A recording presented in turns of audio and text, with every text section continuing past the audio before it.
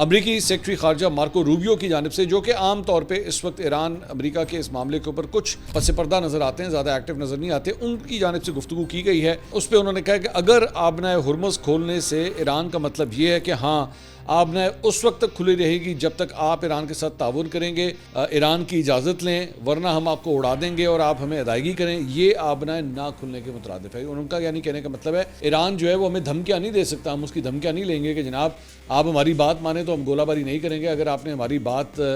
نہ مانی تو ہم گولہ باری جو ہے وہ شروع کر دیں گے۔ اس کو ہم آبنائے ہرمز کھولنا نہیں کہتے۔ انہوں نے کہا یہ بین الاقوامی آبی گزرگاہیں ہیں، وہ اس طرح معمول پر نہیں آ سکتے اور نہ ہی ہم ان کو معمول پر لانے کی کوشش کو برداشت کر سکتے ہیں۔ ایک ایسا نظام جس میں ایرانی فیصلہ کریں کہ کون بین الاقوامی آبی گزرگاہ استعمال کرے گا اور آپ اسے استعمال کرنے کے لیے کتنی رقم ادا کرنی ہوگی، انہوں نے کہا یہ نظام جو ہے وہ ہم کسی صورت ایکسیپٹ نہیں کریں گے۔ سو ایران کی جانب سے بیسیکلی یہ آپشن رکھی گئی ہے کہ پہلے نیول بلاکیڈ کو ختم کریں اور ساتھ ہی ساتھ جو یورینیم افزودگی کا معاملہ ہے اس کو بعد میں ڈسکس کر لیتے ہیں۔ آپ نیول بلاکیڈ کھولیں، ہم آبنائے ہرمز کھولتے ہیں اور جنگ بندی جو ہے وہ اس طرح